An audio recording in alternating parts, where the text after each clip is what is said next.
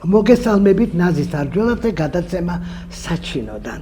დღეს სტუმრად მეწვია ძალიან საინტერესო პიროვნება ბატონი ანატოლი ლობოვი.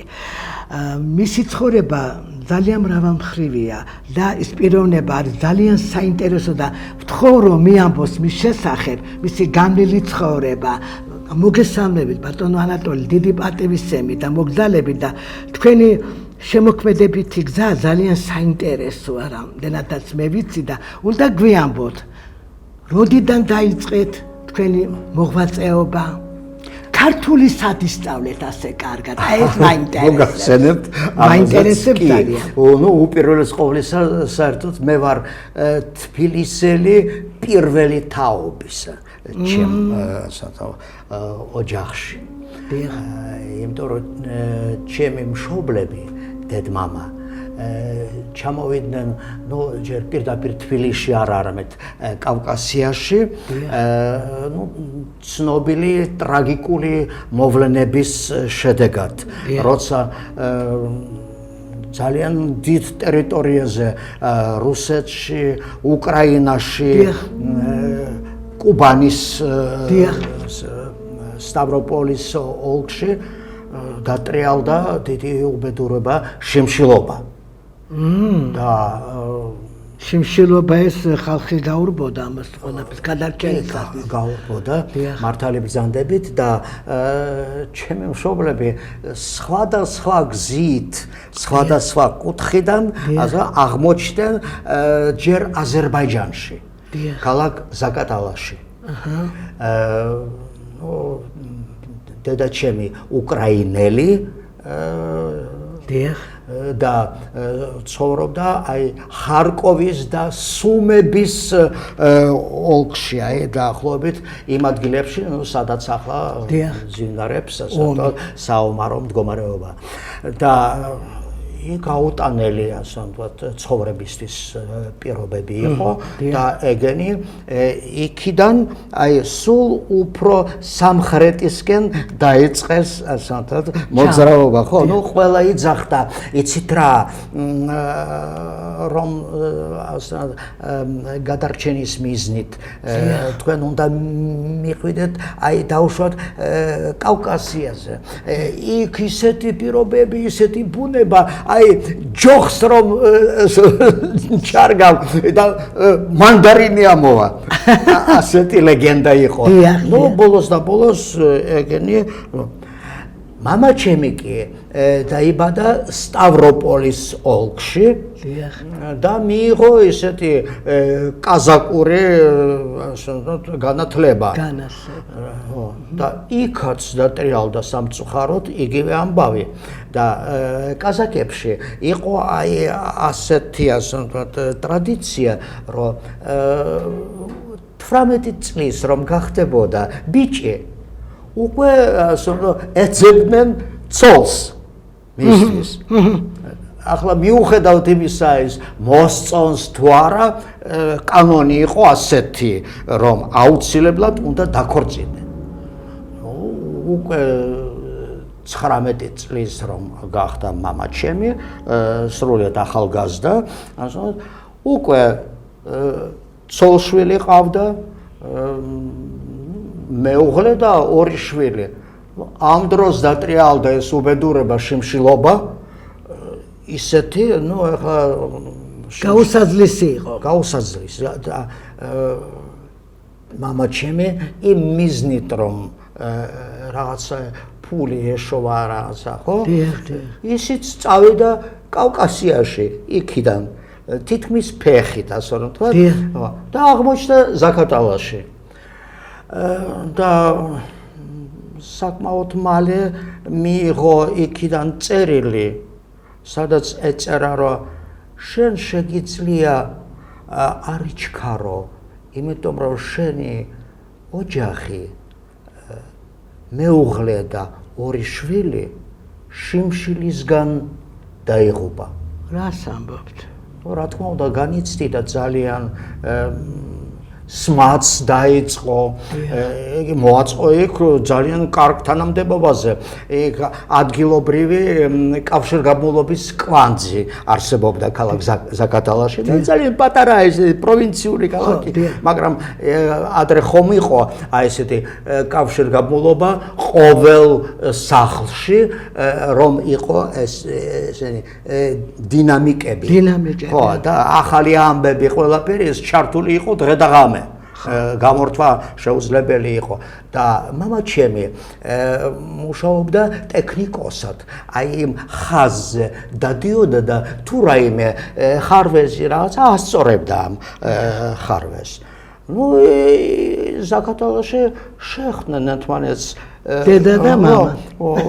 განაწყენებული, ასე რომ გაუბედურებული მამაჩემი და დედაჩემი, რომელიც მთელი ოჯახობით, ასე რომ დები, ძმები, მამა, დედა გზაში გარდაიცვალა, როცა აქ მოდიოდნენ ეგენი, ნუ მოკლედ ასე აღმოჩნდით თქვენ?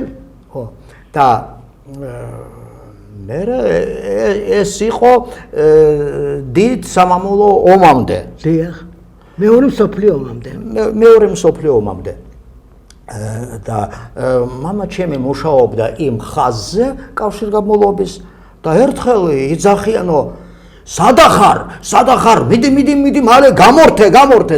თურმე ამ დროს ამ შიდა ხაზით რაღაც გადაცემა იყო, სადაც სიტყვით გამოდიოდა, ნუ იმ დროინდელი, ასე რომ ვთქვათ, აი ან ტროცკისტი, ან ნუ ვიღაც ხალხის, ნუ მამაჩემი საკმაოდ შორს იყო პოლიტიკისგან, იგი იყო ტექნიკოსი, მაგრამ იცახოდნენ სწრაფად გამორთე, ნუ სანამ დაბრუნდა, სანამ რაღაცა ის გრძელდებოდა გადაცემა. ნუ რომ მივიდა იმ საკვანძო იმაში დაწესებულებაში, გამორთო ეს გადაცემა, მაგრამ ვიღაცამ დაწერა ეს იმ დროინდელი ასე ჩვევა იყო, რომ ანონიმური წერილი? აი რომ რადიოთი გადასცეს ხალხის მტრის, ასე ვთქვათ, სიტყვა. ეს იყო ესე ანონიმური წერილი. ანონიმური, რა თქმა უნდა. ისეთი ჩქარი სასამართლო და მამაჩემს იმ საწყალ ტექნიკოს, რომელიც აი ყველაზე დაბალი ღობე იყო ამ შემთხვევაში, იმიტომ რომ დანარჩენი ადგილობრივები იყვნენ, იგი იყო ჩამოსული და რა თქმა უნდა დააბრალეს და მიუსაჯეს 10 წელი და გაუგზავნეს ყაზახეთში, ქალაქ კარაგანდაში, იქ ქვანახშირის რაც საბადოები იყო და იქ როგორც პატიმარი ასე მუშაობდა, იხდიდა, ასე ვთქვათ. მოიხადა? კი არ მოიხადა. ამ დროს ეს უკვე იყო 41 წელი მიახლოვდა, ომი დაიწყო. და უკვე იმ პატიმრებისგან რომ ფორმირებდნენ, ასე ვთქვათ, ჯარებს. და ასე აღმოჩნდა უკვე ფრონტზე. და ვინაიდან მამაჩემა მიიღო, აი მე როგორც მოგახსენეთ, რაც ისეთი კაზაკების ასე ვთქვათ რაღაც განათლება, იცოდა კარგად აი სროლა ყველაფერი, ხო? ძალიან მალე იმ საჯარიმო ფორმირებისგან გაათავისუფლეს, გადაიყვანეს უკვე ნორმალურ ჩვეულებრივ აი ასეთ ფორმირებში. და იგი ასე ვთქვათ გაიარა საკმაოდ დიდი გზა უნგრეთამდე. და უნგრეთში მან დაიმსახურა მედალი. აი ესე მე მახსოვს პატარა ვიყავი ვერცხლის მედალი, ზაატვაგურო ესე იცახოდა. ისე იგი ციხიდან ხო გაიარა ესეთი გზა?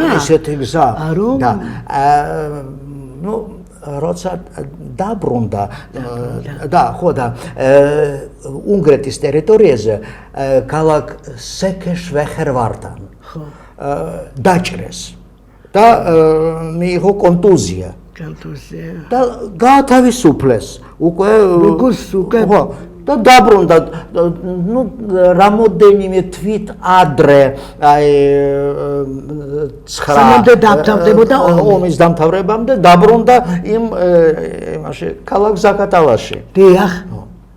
იქ დაიბადა უკვე ჩემი ეს უფროსი და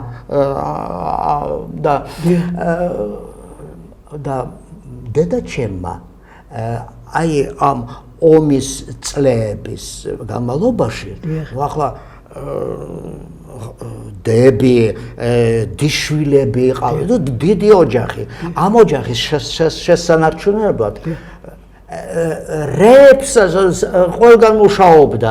ის სახლის მსახურად გასაგებია. რაღაც ეს იყო საბჭოთა მეურნეობა, იქაც იმუშავა და მე თუმცა ამ ქალაქ ზაკატალას ირგვლივ მთებზე ძალიან ბევრი კაკლის ხეები იყო. და მიხვდნენ რომ ბერტყავდნენ იმ კაკალს ტომრებში, მე აქირავდნენ რაღაც საბარგო მანქანას და გასაყიდად ყველაზე ასე ვთქვათ ახლოს ქალაქი იყო თბილისი. მაშინ თიფლისი ზახოდნენ. თიფლისი და თბილისის დეზერტირების ბაზარზე ყიდიდა ამ კაკლებს მე ყიდულობდა რაღაც საკვებს, საჭმელს ყველაფერს და მოდიოდა ისე მოკონდა ზაკატალაში.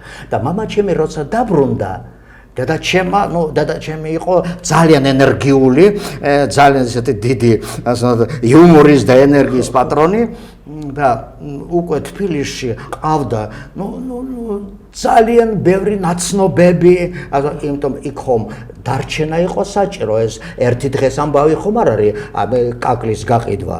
ერთ დღეში ვერ გაყიდე, ამიტომ იქირავებდა რაღაცა ეს ოთახს, ხო, და უთხრა მამაჩემს ივანე, რა გვინდა ჩვენ ამ პატარა ზაკატალაში? წამო ჩემთან მე შენ გაჩვენებ ისეთ ქალაქს, რომ შენ გაგიჟდები ისე დედაჩემს ძალიან მოსწონდა. წაიყვანა მამაჩემმა რომ ნახა თბილისი ისე მოეწონა, უთხრა არაო, ჩვენ აქ უნდა ვიცხოვროთ. ერთად დაიწყეს აი ზიდვა ამ და ყიდვა კაკლებისა, დააგროვეს ფული და წარმოიდგინეთ, მტკვრის მარჯვენა ნაპირზე იყიდეს პატარა მიწის ნაკვეთი. საძირკველიც იყო, პატარა იქ დაწყებული რაღაცა სახლი ხო, მიტოვებული პატრონმა მე ეს გაყიდა ეს ყველაფერი იყიდეს და ბოლომდე ააშენეს კარგი სახლი და როცა დახურეს ასე ვთქვათ შიფერით სახურავი, ეს უკვე იყო 46 წელი. და იფიქრეს, ორივე ახალგაზრდა იყო, ორივე ენერგიით ახსავსე. იფიქრეს, რომ ჩვენ კი ერთი შვილი ყავს უკვე, გოგონა, რომელსაც დაიბადა ზაკატალაში. ახლა ჩვენ მოდი გავაჩინოთ კიდევ ერთი და 46 წლის დეკემბერში მე დავიბადე უკვე თბილისში. და იმ სამშობიაროში, რომელიც დღემდეც არსებობს, აი მრგვალი ფილარმონია რომ არის და მის უკან რომ არის სამშობიარო, აი ზუსტად იმიტომ რომ ეს სახლი ჩვენი იყო ფიზკულტურის ქუჩაზე, რომელიც მდებარეობდა აი ახლანდელი სპორტის სასახლის უკან და ჩადიოდა მტკვრის პირას და იქ იყო პატარა ფეხით გადასასვლელი ხიდი დიდუბეში. მე აღმოჩნდა რომ მე სკოლაში მომაწვეს დიდუბეში. პირველი რომელი სკოლა იყო თქვენი? ეს იყო მაშინ იყო მეხუთე რატომღაც იძახოდნენ მაშინ იყო ასეთი ფორმა ალბათ სკოლებისა მეხუთე სარკინიგზო სკოლა. სარკინიგზო. და ერთ და იმავე შენობაში იყო ორი სკოლა, რუსული მეხუთე და ქართული მესამე. ერთ სართულზე, მეორე სართულზე. ორი პატარა მყუდრო სკოლა, მაგრამ ძალიან კარგი მასწავლებლების და პედაგოგების შემადგენლობით. და იქ ისწავლეთ ასე ბრწყინვალედ ქართული. ეხლა თუ მკითხეთ ამაზე, გიპასუხებთ უფრო ვრცლად, იმიტომ რომ მე ჩვენ გამოვიყენოთ დრო მაქვს შესაძლებლობა და ვესარგებლებ ამ შესაძლებლობით. კი ბატონო. რომ ღრმა უღრმესი მადლობა გადაუხადო ჩემ პედაგოგებს. უპირველეს ყოვლისა სკოლის ქართული ენის და ლიტერატურის პედაგოგს ქალბატონი ლილი შალვას-ასული, რომელიც ისე გვასწავლიდა ქართულს, რომ ჩვენ კლასში ზოგი ერთი ბავშვი იყო განთავისუფლებული ქართულ ენის სწავლიდან. იმიტომ რომ არის ცოტა ქართული? არა, მათი მშობლები იყო სამხედრო პირები. და ეს კანონიერად ეგენი იყვნენ განთავისუფლებულნი, მაგრამ როცა იწყებოდა ქართული ენის გაკვეთილი, არც ერთი არ გადიოდა კლასიდან. ყველა რჩებოდა, იმიტომ რომ ქალბატონი ლილი ვერულავა ისე კარგად გვიყვებოდა ქართული ლიტერატურის შესახებ, რომ მათთვისაც ეს იყო საინტერესო და სწავლობდნენ ქართულ ანბანს. ჩვენ კი ოფიციალურად სწავლობდით ნიშნებსაც ვიღებთ. ეგენი განთავისუფლებულნი კი იყვნენ, მაგრამ ჩვენთან ერთად ეგენისა ეს პირველი დამსახურება, ასე რომ ვთქვათ, ქალბატონი ლილი ვერულავას, ასე რომ ვთქვათ, აი ესე მე შემდგომ მე სკოლა რომ დავამთავრე და ჩავაბარე ფილოლოგიურ ფაკულტეტზე ივანე ჯავახიშვილის სახელმწიფო უნივერსიტეტის საღამოს განყოფილება მაშინ არსებობდა ასეთი ფორმა, იმიტომ მე უკვე დღე მუშაობდით? მე დღე უკვე მუშაობდი მოზარდ-მაყურებელთა თეატრში მსახიობად, იმიტომ რომ მე დავამთავრე სტუდია. ბავშვთა სტუდია იყო მაშინ, თუ მოზარდთა? უფრო ღრმა განათლების მიზნით მე ჩავაბარე ფილოლოგიურ ფაკულტეტზე. ენის შესასწავლად კარგად, თუნდაც. იქ ყავდათ ისეთი საგანი იყო ქართული ენა და ლიტერატურა, იმიტომ ეს რუსული ფილოლოგია იყო, რა თქმა უნდა, მაგრამ ქართული ენისა და ლიტერატურის პედაგოგი პროფესორი ბატონი პავლე ხუბუთია ისე გვასწავლიდა, ისე შეგვიყვარა ჩვენ ყველა უკვე სტუდენტები, იმიტომ ისე სიღრმიდან ხსნიდა ვეფხისტყაოსანს, მთელ კლასიკას და დღემდე მახსოვს მე, აი როცა გვიყვებოდა დაუშვათ ილია ჭავჭავაძის ნაწარმოების კინემატოგრაფიულობაზე. ეს მე პირველად გავიგე, გვიხსნა რომ თქვენ შეგიძლიათ ასე რომ ვთქვათ, მისი ნაწარმოების მიხედვით აიღოთ კინოკამერა და იქ უკვე ყველაფერი ასე რომ ვთქვათ არის გაწერილი. პირდაპირ შეგიძლიათ მიდის ურემი და უეცრადა ვიღაცამ ტყიდან ასკუპა ცხენი. მოვარდა იგი ურემს, მედგრადა მჭუნვარე სახით ამაყად მჩენი. იწყება დიალოგი. ოღონ გადაიღეთ. ვერ მივასწავლებ კუდიგორის გზას, კითხა თამამად მან მეურნესა. როგორ ვერ ბძამო, აგერა იმთას მარშივ გაუხვევ და გახვალ ხევსა, იმ ხევის ძირას ერთი გზა არის, იმ გზას დაადექ წადი და როცა ცხვირ წამოწდილი მთა შეგეყრება, ის მთა იქნება კუდიგორასა. იქ რა გინდა შენ, კითხა მან ბოლოს, რომ გაათავა გზის სწავლება. იქ საფრთხე, რამე არ დაგემართოს. ბღაჭიაშვილი იქ იმყოფება. შენ ფიქრი ნუ გაქვს მე იმას ვეძებ მეც მისე ბრძამო მიხრინავს გული როგორც ის ცხოვრობს ასე ვიცხოვრებ ამ დღიდან თავზე ხელაღებული და რას თქვა ესა მოხდენი ცხენი მოსხლით აუცეპლაზა ტიანმა გაფრინდა ცხენი ვით შევარდენი და მის ფეხის ხმას ხმამისა მთამა აი კინემატოგრაფიულობა ეს ბატონი პავლე ხუბუტიას დამსახურება ნო მე შემდგომ მე განვაგრძე ჩემი განათლება და 30 წლის ვიყავი როცა ჩავაბარე უკვე თბილისის თეატრისა და კინოს ინსტიტუტში მაშინ ინსტიტუტი იყო ჯერ უნივერსიტეტი არ იყო ჯერ სარეჟისორო ფაკულტეტზე იმიტომ რომ მე მსახიობად მუშაობდი უკვე წლების განმავლობაში მოზარდ მაყურებელთა თეატრში, მაგრამ რეჟისურა მაინტერესებდა. და ამ დროს წავიკითხე განცხადება, რომ მიღება სარეჟისორო ფაკულტეტზე კურსის ხელმძღვანელი ბატონი დოდო ალექსიძე. ნუ მე ჩავაბარე საბუთები და დავიწყე სწავლა სარეჟისორო ფაკულტეტზე. და იქაც საბედნიეროდ, იმიტომ რომ სარეჟისორო ფაკულტეტზე ასწავლიდნენ როგორც მსახიობოს ოსტატობას, ასევე სცენიურ მეტყველებას. რა თქმა უნდა. აუ, მე მყავდა შესანიშნავი სასცენო მეტყველების პედაგოგი, ქალბატონი ნუნუ. აუ, ისე კარგად წვრთნიდა პირდაპირ ასე ვთქვა, ისე კარგად გვასწავლიდა იმ პატარ-პატარა საიდუმლოებს, როგორ უნდა გამოთქვა.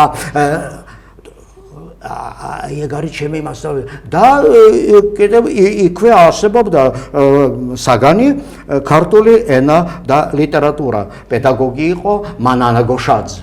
აუ ისეთი მკაცრი იყო ქალბატონი, რომ შედიოდა აუდიტორიაში, მაგრამ იქიდან მე მახსოვს აი ეს რა ითქმევა ქართულად, რა არ ითქმევა აი ქართული დახვეწილი ლიტერატურული ენა. აი ასეთი პედაგოგები მყავდა მე, ნუ საბედნიეროდ. დიახ, და იმიტომ არის რომ ასე კარგად ფლობთ თუნდაც აქ დაბადებული ხართ აქ გაზრდილი, მაგრამ არიან ხალხი რომ მოდით ასე ვთქვათ მაინც რუსულენოვანი ხართ, თქვენ ოჯახში მაინც გქონდათ უფრო მეტად კი არა, არც დედა ჩემი, არც მამა ჩემი ვერ ფლობდნენ ქართულს.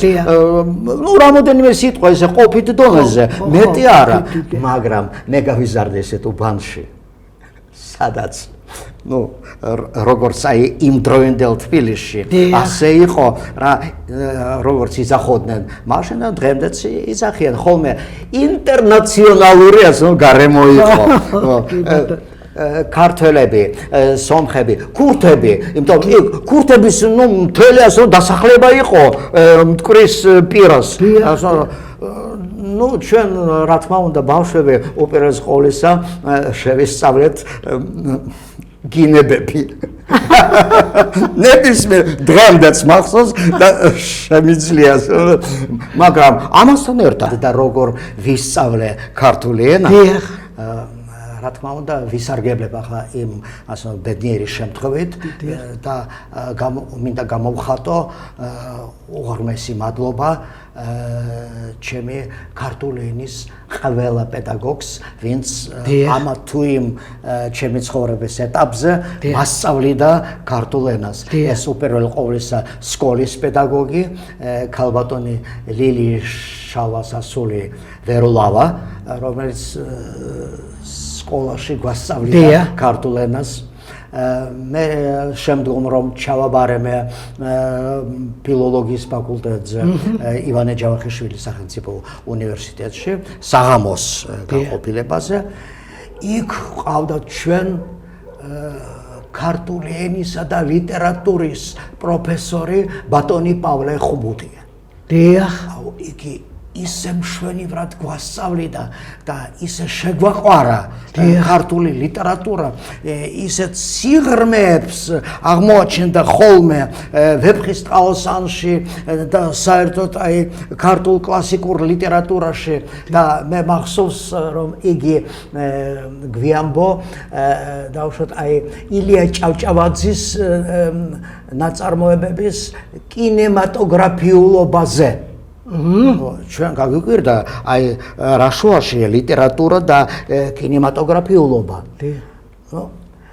დააკვირდით იცახთა ანუ ავიღოთ დავუშვათ აი ნებისმიერი ილია ჭავჭავაძის ნაწარმოები დავუშვათ კაკო ყაჩაღი დიახ აბა ახლა დააკვირდით რა კინემატოგრაფიულად აღწერს ბატონი ილია იმ მოვლენებს დიახ მიდის ურემი და უეცრადა ვიღაცამ ტყიდან ასკუპა ცხენი მოვარდა იგი ურემს მედგრადა მჭუნვარე სახით ამაყად მჩენი ვერ მიმასწავლებ კუდიგორის გზას კითხა თამამად მან მეორმესა როგორ ვერ ბძამო აგერა იმთას მარჯივ გაუხვევდა გახვალ ხევსა იმ ხევის ძირას ერთი გზა არის იმ გზას დაადეკ წადი და როცა ცხვირწამოწდილი მთა შეგეყრება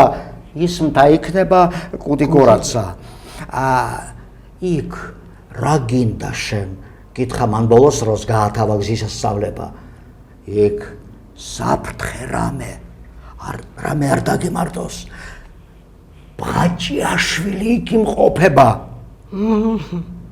შენ ფიქრი ნუ გაქვს მე იმას ვეძებ მეც მისე ბრძამო მიღრინავს გული როგორც ის ცხოვრობს ასე ვიცხოვრებ ამ დღიდან თავზე ხელაღებული და რას თქვა ესა მოხდენი ცხენი მოსხლი და უცეპლაზა თიანმა გაფრინდა ცხენი ვით შევარდენი და მის ფეხის ხმას ხმა მისცა მთამა აი ასეთი კინემატოგრაფიული ენით აღწერილია ეს მოვლენები გვირჩევ დაიპირდაპირ კამერა აიღეთ და შეგიძლიათ დააყენოთ მსახიობები და გადაიღოთ იმდენად კინემატოგრაფიულად ზუსტად არის აღწერილი ყველაფერი ეს ну ძალიან ასე ვთქვათ მშტამბეჯდავი იყო რა თქმა უნდა და შემდგომ მე უკვე 30 წლის ვიყავი როცა ჩავაბარე სარეჟისორო ფაკულტეტზე თბილისის თეატრისა და კინოს ინსტიტუტში მაშინ ინსტიტუტი იყო უნივერსიტეტი არა ბატონი დოდო ალექსიძის კურსზე მის ჯგუფში იყავით? მის ჯგუფში ვიყავი, შემიძლია ვიტრაბახოთ და მისი საყვარელი მოწაფე ვიყავი. დიახ. და ჩვენ გვასწავლიდა ქართულ მეტყველებას ქალბატონი ნუნუ. ისე კარგად, ისე დახვეწილად ასე ვთქვათ, ითხოვდა აი ყველა ასე ვთქვათ ნაწყვეტის შესრულებას მიუხედავად იმისა, რომ ჩვენ ასე სარეჟისორო ფაკულტეტზე ვსწავლობთ, კი არა სამსახიობო, არამედ სარეჟისოროზე, მაგრამ იმდენად მომთხოვნი იყო ქალბატონი ნუნუ, რომ აი დღემდე ასე ვთქვათ, ჩემში შექჩა აი გვარი ხომ არ გახსოვთ ქალბატონი ნუნუ? ქალბატონი ნუნუ ხეთერელი. ჩვენ საერთოდ ძალიან კარგი მეტყველების კათედრა ყავდათ თეატრალურ ინსტიტუტში. რა თქმა უნდა, ეჭვიც არ მეპარება. და კიდევ არსებობდა საგანი ასეთი ქართული ენა და ლიტერატურა და იქ გვასწავლიდა ქალბატონი მანანა გუშაძე, რომელიც ისეთი მკაცრი იყო, რომ შედიოდა აუდიტორიაში აი კრინტი ხმა, მაგრამ ასწავლიდა ისეთ საიდუმლოებს, ისეთ სიღრმეებს ქართული ენისა და ლიტერატურისა, რომ აი დღემდე იმ პერიოდისას, როცა თქვენ სწავლობდით, ვინ დღევანდელ დღეს ვინ არის იმ პერიოდის თქვენი მეგობრები, თანაკურსელებით, სახიობები, რომელიმე ხო ვერ გავიხსენებთ. მე კი რა თქმა უნდა ძალიან ბევრია ასე ვთქვათ სხვადასხვა თეატრებში მუშაობს და მე როცა დავამთავრე სამსახიობო სარეჟისორო ფაკულტეტი მე უკვე როცა ვამთავრებდი უკვე 35 წლის ვიყავი და მქონდა სამსახიობო გამოცდილება. ამიტომ ეს თითქმის ბუნებრივი იყო, რომ შემომთავაზეს ინსტიტუტში დარჩენას ასისტენტ პედაგოგად. თეატრალურში.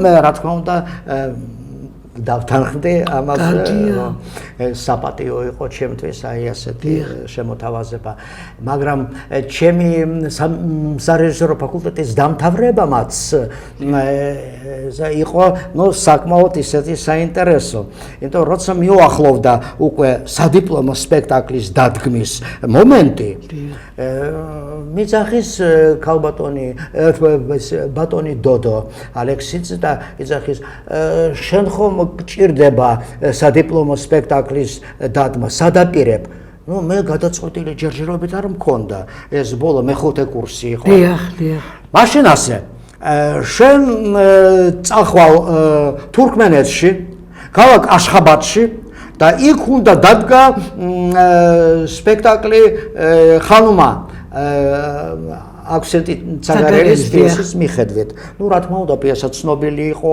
სპექტაკლის ნანახი მე მყავდა. კონდა მე ვთქარი ბატონო დოდო, როგორ მე უნდა და საქმე რაში იყო? ეს სპექტაკლი უნდა დაედგა თვით ბატონ დოდოს. მაგრამ ამ დროს იგი ხელი მოაწერა ხელშეკრულებას კიევში სპექტაკლის დასადგმელად უნდა წასულიყო და მითხრა მე არ შემიძლია იმიტომ რომ იქ რაღაცა იუბილეი იყო კიევში და იქ საიუბილეო სპექტაკლი დასადგმელი იყო და მოიწვიეს ბატონი დოდო ალექსიძე. იქ რაღაცა არსებობდა ამის საფუძველი, იმიტომ რომ ცნობილია რომ ბატონი დოდო დიდი ხანია მუშაობდა კიევში. მითხრა მე უარს ვერ ვეტყვი იმ კიევის ასე ვთქვათ შემოთავაზებაზე. ამიტომ ჩემს მაგივრად შენ უნდა წახვიდე კიევში აშხაბადში ხანუმას დასადგმელად. მითხრა მე რომ დიპლომი ჯერ არა მაქვს ეს ხომ შენ იქ წადი, შენ უკვე პატარა ბიჭი ხომ არა ხარ, მე ამ დროს უკვე ორი შვილის პატრონი ვიყავი, უკვე 17 წელი რაც მუშაობდი თეატრში მსახიობად, ასე ვთქვათ, საკმაოდ ასე გამოცდილი ვიყავი. ამიტომ იქ არ უნდა უთხრა რომ ეგ შენი სადიპლომო, პირდაპირ მიდი ამ პიესასთან და დადგი. ეს ცოტა ავანტიურა იყო, მაგრამ რა ვქნა ახლა სადიპლომოა და მე მოკლედ წავედი და ბატონმა დოდამ მითხრა სამაგიეროდ იცი რა გუნდი შენთან ერთად წავა იქ აშხაბადში სპექტაკლის ასე ვთქვათ დასადგმელად და გასაფორმებლად ესეც იყო უკვე გადაწყვეტილი ბატონი დოდოს მიერ მე ვთქარა ვინ უპირველეს ყოვლისა მხატვარი ხომ გჭირდება. იცი ვინ იქნება შენი სპექტაკლის მხატვარი? არა. გოგი ალექსი მესხიშვილი. აუ ეს უკვე იყო ჩემთვის და აი დღემდე ასე ვთქვათ შემჩა ეს გოგი ალექსი მესხიშვილის ხელით ასე ვთქვათ შესრულებული ესკიზი იმ სუპერ ფარდისა სუპერ ფარდა რომელიც აი ესე აიწეოდა და უკან სპექტაკლის დროს კი აი რაღაცა სცენების შუალედში ხო ხან შვებოდა ხან ავიოდა ეს ხო და დანარჩენი აი სცენა იყო გაფორმებული აი ასეთ ყაიდაზე. აუ ეს იყო რაღაცა აი იცით რა ნამდვილი ძველი თბილისის ატმოსფერო.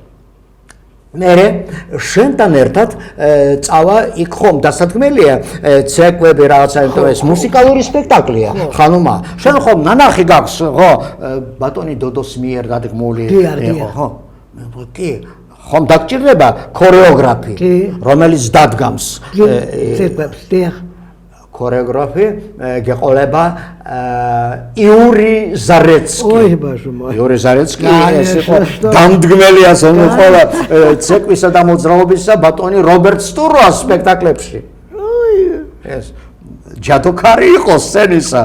ნუ ისე გამეხარდა ეს გამამხნევა, რა თქმა უნდა. ხო და მუსიკას გამოიყენებ. ახლა წადი რუსთაველის თეატრში და იქ გამოართვი ბატონ გია ყანჩელთან პირდაპირ წადი. იგი ახლა თეატრშია. იგი იყო ხომ მუსიკალური ასე ვთქვათ ხელმძღვანელი.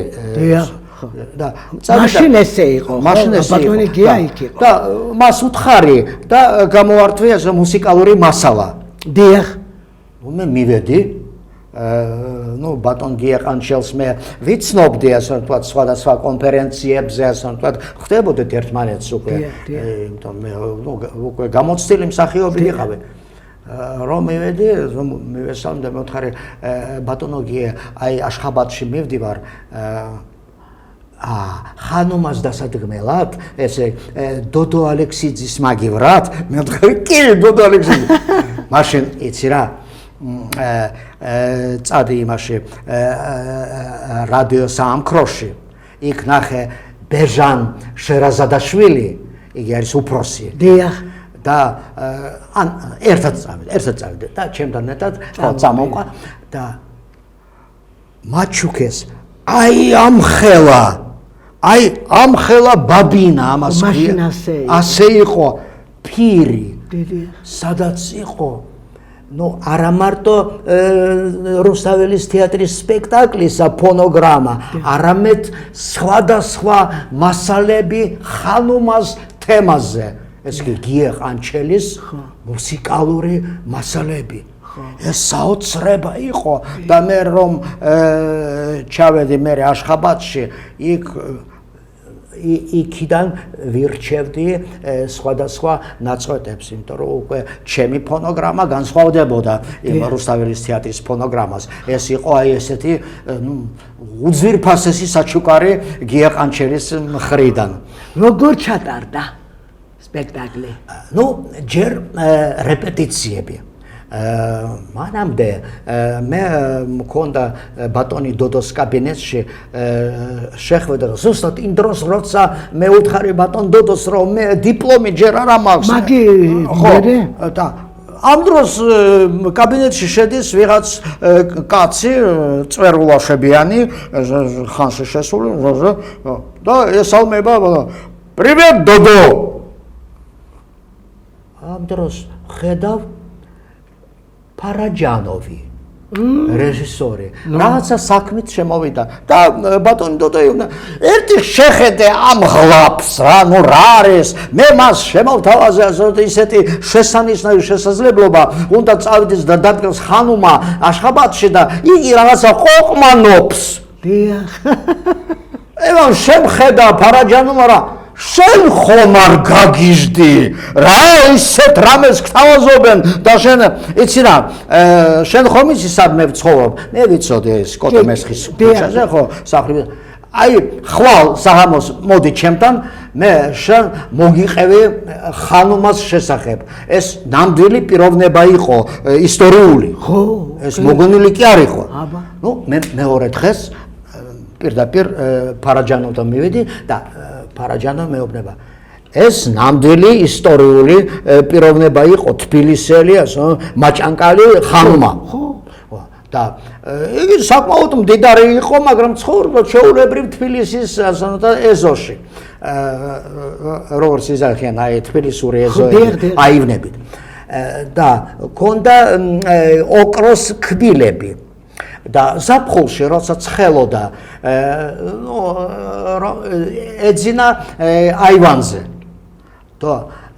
რომ არ მოიპარონ ოქროს კბილები იგი მოხსნიდა იმ კბილებს და მალავდა ხომ არ იცი სად მალავდა იგი მე რა ვიცი ხა ამას გეუბნებათ ფარაჯანოვი ფარაჯანოვი მე მეუბნება ხო მე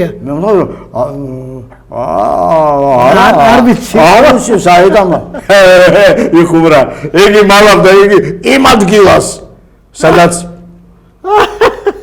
მე გავგეჟდე. ხო, კარგი. ბოლოს და ბოლოს მე ჩავედი აშხაბადში.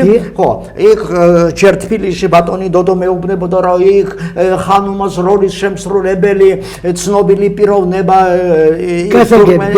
და მოკლედ ძალიან ნიჭიერი ქალია. ბატონი დოდო ხომ იყო თეატრალური საზოგადოების თავმჯდომარე და ის ქალიც კი იყო სონა მურადოვა. იქ თურქმენეთის თეატრალური საზოგადოების თავმჯდომარეც იყო. ჩვენ დაგვჭა 10 წუთი და ჩავედიოთ უნდა. და მე იქ რომ ჩავედი, დამხდნენ აეროპორტში, შეიყვანეს თეატრში და კაბინეტში პირდაპირ შემიყვანეს და აი გაიცანით ეს არის ქალბატონი სონა მურადოვა ხანუმის როლის შემსრულებელი.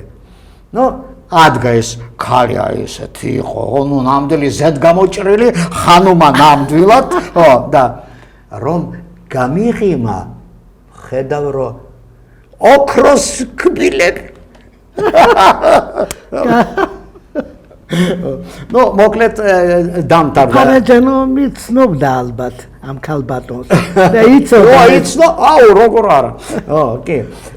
მოკლედ აი ასეთი რა.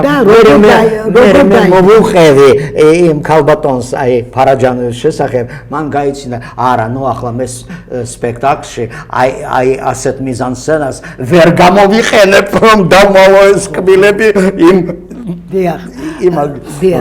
მოკლედ იმის შემდეგ დაიწყო ჩემი რეჟისორული მოღვაწეობა, დიპლომი მე დავიცავე ყველაფერი და განვაგრძე მუშაობა მოზარდ მაყურებელთა თეატრში, როგორც რეჟისორი. და იქ ვდგამდი უკვე ეს რუსულ განყოფილებაზე თეატრში. ხო, რუსული მოზარდ მაყურებელთა თეატრში. და დავიწყე ასე ქართულში რატომ არა? ეცით რა, ეს ქართული ცალკე იყო როგორც თეატრში. და მერე თურმე ასე მოხდა, რომ ქართული და რუსული თეატრი გაერთიანეს ერთად და იმ დროისთვის ზუსტად მე დავიწყე უკვე ნელ-ნელა პიესების წერა. თქვენ უკვე და რა თქმა უნდა ვინაიდან ეს იყო მოზარდ მაყურებელთა თეატრი, რომ მე ვწერდი პიესებს აი იმ თემატიკაზე, ზღაპრების მიხედვით. და ჯერ რუსულად წერდი და ვინაიდან ორივე თეატრი ერთად იყო და რომ ნახეს ასე ვთქვათ აი ხელმძღვანელობა ერთი იყო. და მაშინ ხელმძღვანელი იყო ლიტერატორი, სამხატვრო ხელმძღვანელი ორივე თეატრისა, მიხეილ ანთაძე. და რომ ნახა ბატონო მიხეილმა, რომ რუსულ სცენაზე აი ეს წარმატებით ასე ვთქვათ გადის ეს ჩემი სპექტაკლები, ჩემი პიესები, ერთხელ თხოვა რომ მომეცი ეგზემპლარი შენი რუსული, მე ვეცდები ვთარგმნო ქართულად. ამ დროს ჩვენთან მოვიდა საპატიო სამხატვრო ხელმძღვანელად გიგა ლორთქიპანიძე. გიგა ლორთქიპანიძემ რომ ნახა სპექტაკლი რუსულ ენაზე ჩემი ეს იყო ზღაპარი კალაბოკის მიხედვით. ნახა, ძალიან მოეწონა და ანთაძეს უთხრა, მიშა შენ უნდა თარგმნა ქართულად. იმიტომ ქართველმა ბავშვმაც უნდა ნახოს აი ეს ასე რომ სილამაზე. მივეცი მე რუსული ვარიანტი, სადაც გავიდა თვენახევარი, მომიტანა ქართული ვარიანტი პიესისა. თარგმნილი ქართულად. ეს მუსიკალური სპექტაკლი იყო და იქ ძალიან ბევრი თითქმის ყოველ პერსონაჟს ყავდა თავისი სიმღერა, ასე ვთქვათ, არია. დიახ. და ახლა როგორ გავიგო, როგორ არის თარგმნილი, რომ უპირველეს ყოვლისა მე გავხსენის ქართული ვარიანტი და ვეძებ სიმღერებს. იმიტომ რომ იქ ხომ უნდა დაჯდეს ზუსტად იმ ფორმაში სიმღერის იმაში. Ну, გავხსენი ზუსტად იმ კალაბოკის სიმღერა და იქ რუსულად არის ეს აგებული იყო რუსულ ფოლკლორულ მელოდიებზე. და იქ წერია რუსულად დიახ. Скок да скок наш колобок, укатился за порог, дед и баба сейчас придут, коту уши надерут. მე უცბად ვკითხულობ ქართულ ვარიანტს. როგორ თარგმნა იმან? კალაბოკი ანას დადგაიპარა სადღაცა, მოხუცები მოვლენ და გატყიპავენ კატასა. Ну, მე მივხვდი, რომ ეს სრულყოფილი თარგმანი. ასე გადიოდა ჩემი სპექტაკლები იმის შემდეგ უკვე ორივე ენაზე. ქართულ დარბაზში რუსულ ენაზე, დიდ დარბაზში ქართულ ენაზე. ეხლა მაინტერესებს მოკლე ინფორმაციით აი სურათი რა არის აქ? ეს არის ასე ვთქვათ ბოლო, ну, როგორც იძახოდნენ ეს თეატრში პაკლონი. აი იმ ხანუმას სპექტაკლის შემდეგ. აქ თითქმის ყველა შემადგენლობა, აი შუაში დგას ბატონი დოდო ალექსიძე, ну, მთელი შემადგენლობა. Ну, ეს ჩემთვის ძალიან მაგრამ ამაზე უფრო ძვირფასი ეს გოგი მესიშვილის ხელით ასე ვთქვათ. ეს არის ესკიზი, ხო? და აი იმის შემდეგ, მაგრამ მე ჩვენ 5 წუთი დაგვჭა, მეტი არა, ჩავედიოთ უნდა. იცით რა, თეატრში ასაკს არავინ არ უყურებდა ადრე. მუშაობ თეატრში სანამ შეგიძლია. მაგრამ ისტორიულად ასე მოხდა, რომ გამოვიდა ბრძანება, თავისთვის მუშაობ თეატრში, ვწერ პიესებს, დგამ ორივე ენაზე, წარმატებით ყველაფერი, მაგრამ გამოვიდა მთავრობის ბრძანება, რომ ვინც მიაღწია საპენსიო ასაკს, ვალდებულია გააფორმოს პენსია. Ну, ჩვენ რამოდენიმე ხალხი ვიყავით ასე თეატრში ასე დავში და ჩვენ გამოგვიძახეს და გვითხეს ბრძანება არის ბრძანება ბატონებო თქვენ უნდა წახვიდეთ იმ დაწესებულებაში რა სობესი ერქვა მას და მოკლედ მოკლედ როცა ჩვენ გავაფორმეთ პენსია იქ თურმე მე ეს ხაპანგისავით იყო მეორე ნაწილი იმ ბრძანებისა რომ ვინც გააფორმა პენსია სახელმწიფო დაწესებულებებში კარგავს უფლება მუშაობისა. და ორივე დაწესებულება, სადაც მე მუშაობდი, რამდენი წელი იმუშავეთ? მიახლოებით. თეატრალურ ინსტიტუტში 25 წელი. პედაგოგ ასისტენტიდან პროფესორამდე. დიახ. იქაც ხო დამაღწია იმ ბრძანებამ და იქაც იძულებული ვიყავი, ასე ვთქვათ, განთავისუფლებული ვიყავი. და თეატრში 17 წლიდან 65 წლამდე ჩვენი დრო ამოიწურა ბატონო ანატოლი ძალიან საინტერესო ბრძანდებით თქვენი გამლილი ცხოვრებისა და მე მომავალში კვლავ მინდა რომ თქვენთან შეხვედრა ბევრი გაქვთ კიდევ სათქმელი და ძალიან დიდი მადლობა მინდა რომ გადაგიხადოთ მობრძანდით და გავიარეთ თქვენი მოკლე ბიოგრაფიული ცხოვრება და დიდ მადლობას გეუბნებით კვლავ და ჩემს ძვირფას მაყურებელს მეტყვი მადლობას მოსმენისათვის. ნახვამდის მომავალ შეხვედრამდე. მადლობა, ნახვამდის.